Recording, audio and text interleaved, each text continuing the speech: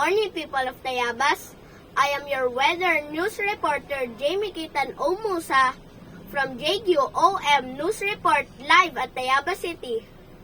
Today, May 6, 2024, Monday.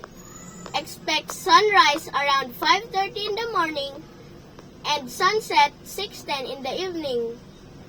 We will have a temperature of 31 degrees Celsius around 1 p.m. with a feeling of 35 degrees Celsius as the highest temperature and 22 degrees Celsius with a real feel of 23 degrees Celsius as the lowest. The precipitation is 60%, humidity 69%, and the wind is 11 kilometers per hour. It will be a good day to conduct the lineup of activities for our second day of Mayuhan Festival.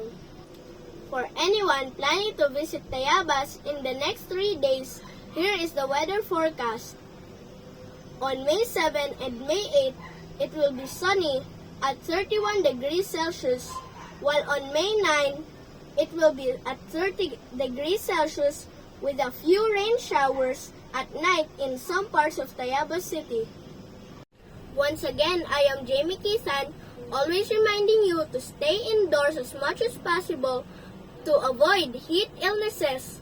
Always bring an umbrella and water. Stay cool.